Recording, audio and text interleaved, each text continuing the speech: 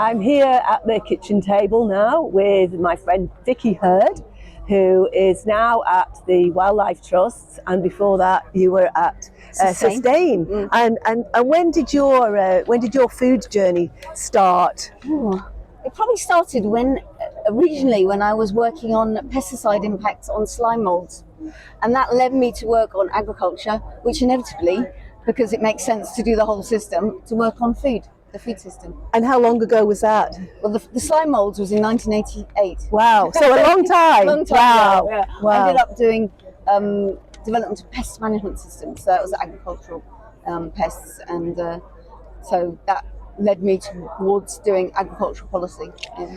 And then you ended up at Sustain. Yeah. And what was Friends of the Earth as well. Ah, right, okay. Yeah. And what did your work involve in those roles? Well, I was doing a sort of master of all trades really there, because it was a small NGO, which is very nice because you have to do the marketing, you have to do the publications dispatch, you have to do the accounts, the trustee management, as well as the media work and the strategies.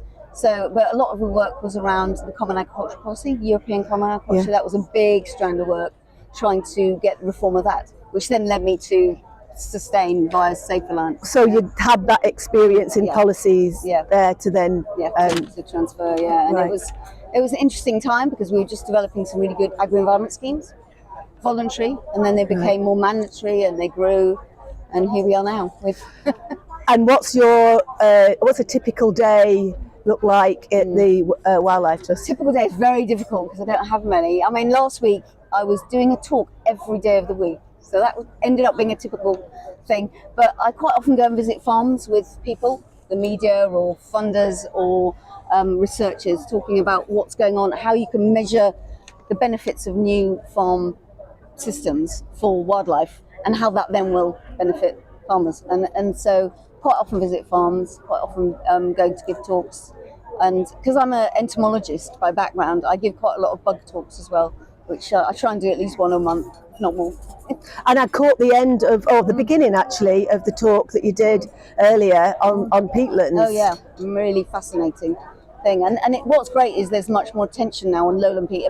Before there was a lot on upland peat and bogs, which are really important wildlife habitats and carbon stores, really critical for water and everything. But the lowland peats, because they're so overworked and so drained, that there's a slight think, well, let's leave that for food production. And actually we can't. But we can do things better. We could find solutions where you still get some food or some other products, so you can have a livelihood and culture connections and jobs, whilst re-wetting what should be wet peatlands.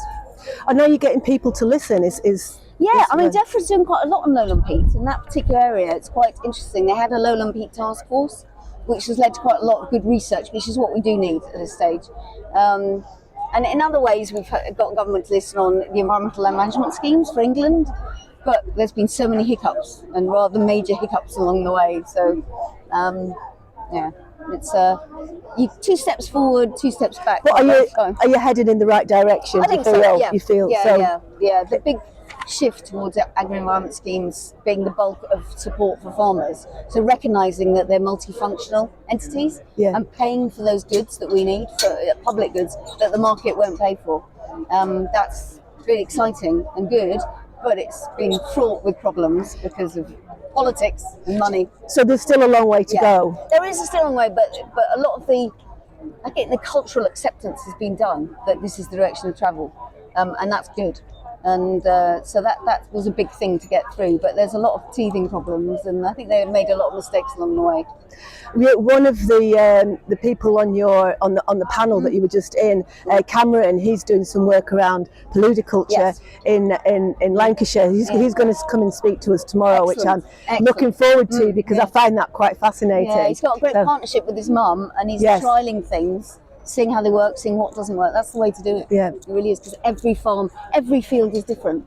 When it comes to soil, when it comes to regenerative agriculture, you've got to treat as a really unique thing. And it's a real problem in that area of Lancashire with flooding. So they're looking at a way to really find a solution. Water, making it work so you can do the Haifa, the bulrushes, and actually find a market for the products. And is it BioPuff? Yes, brilliant, isn't it? Why not put that in jackets in Yes. duvets rather than horrible fossil fuel oil Yeah. plastics, because plastics will become microplastics in the environment, whereas the biopluff is brilliant. Yeah. Really Love it. good. Yeah. I really hope that gets scaled up and out. Yeah, I'll be keeping my eye on that. And you've been supporting my work in Lancashire for a couple of years On now, food system, and you came to speak at an event I had a couple of years ago, where we talked about supporting farmers that want to transition to a more sort of nature-friendly way of farming. How do you think that work is going? I think it's interesting because it was really great to meet with your farmers on a farm and really talk through some of the challenges and things that they saw as problematic in the way in which the new farm policy was developing. And it was with the NFU and others, and that's what needs to happen, so that we have a community that is the mixed community that's going to be affected. Not just farmers, it's the local community, it's the local eaters, it's the local shops, ideally, and the catering out establishments, etc., etc. They've all got to be part of the conversation. So what you're doing is really brilliant. And now we've got local nature partnerships and other forms of doing that, like farm clusters are beginning to really make a difference in terms of those conversations. So it's all that's all good, but we do need the right kind of policy framework to really kick in with the money or the training or the advice when it's needed, where it's needed, designed for those systems. Yeah, it still feels like there's quite a lot of work to be done. Yes. I know it was Adam Briggs from the NFU was talking about how farmers always have to bear all the risk. Yes, yeah, that's just not on. Yeah, and there seems to be quite a lot of obstacles in the way. What, in your experience, what are some of those? I think one of the biggest obstacles is the fact that the food chain beyond the farm gate doesn't take any of the risks, doesn't recognise the need to change, and that means they need to change how they talk to the eaters, to their customers, about what food should be made of. And there's such a huge part of our food system which is ultra-processed foods based on very cheap raw materials, and that's not good for us. It's lousy for the farmers, and it's lousy for nature and climate change as well, because it relies on monocultures. So that shift in conversation about changing the look of the food, what it's made up of, and where it's from, it's a big one, and the food industry has to play a big part in terms of carrying the cost and the risk and paying the farmers well, but also doing a different kind of education, different kind of marketing, different kind of advertising. See, one of the things that one of the farmers that I was working with was coming across, one of the problems was around a lack of understanding from the council. So I think that sort of education, it's educating people about the benefits, isn't it? And really, and for councils who have only experienced more conventional ways of farming to really understand what it means. There's a big learning curve that needs to happen, and when councils have had 13 years of austerity, now 14, it's really hard for them to actually take the time to understand those changes that have got to happen. But I think it's interesting what the work Tim Lang's done on the crisis ahead, which is going to be a crisis. With climate change, we'll get more migration, more conflicts, more changes in what's available, and local authorities will be at the they'll be really attacked if they don't help people feed themselves, and they've got to understand that now and start to plan for that. And that will involve things like doing more peri-urban food growing, more community food growing, more social enterprises that are really positive and pay for work for everybody, and local authorities can do that matchmaking because they're on the ground. But right now doesn't feel that they're going to be able to do it. It doesn't feel like it. And actually, the group that I set up, Sustainable Food Lancashire, there was a really great cabinet member from Lancashire County Council that was supporting the work, and he was starting to drive it forward and getting other council people involved, and then we had the local election, and now Reform have got it, and I've really lost that, and they really don't. They'll get it. They'll get it, and I don't really know where to go with that. That's really hard. Can you go with the parishes and with other level of council? It's really hard. Yeah, it is, because this was kind of Lancashire wide, and the group was because you've got catchments, you've got landscapes that need to be, and markets that are not tiny. But I just hope that situation changes sooner rather than later. Because if you've got a council that really doesn't care. No, That's such no a problem. But they've got. I don't think they really. It's not one of their priorities at all. No. Or areas. What is their priority? I don't know. Yes.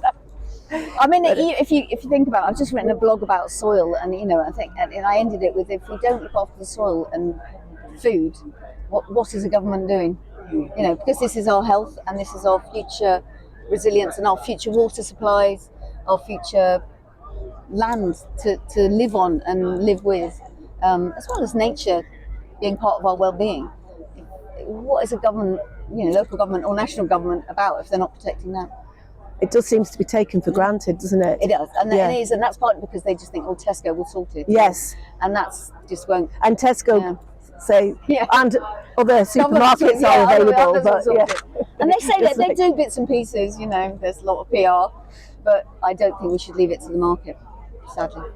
So, finally, what is it that really drives you? What gets you out of bed in the morning? What is a? That's a really good question. I've been doing it a long time, so I feel like I've got this need to carry on and get some real wins. But one thing it does drive me also is the bugs, because I love bugs and they're in trouble. I wrote my book about bugs because I know they're in trouble, but I also know a lot of people care more about the bugs, and obviously everything that happens in food and farming affects the invertebrates. When I say bugs, I mean invertebrates, that. But so that also gets me out of bed. And I guess, I want my breakfast. That gets me out of bed in the morning. Good answer. And it's it's food. Food gets me out of bed. Yeah.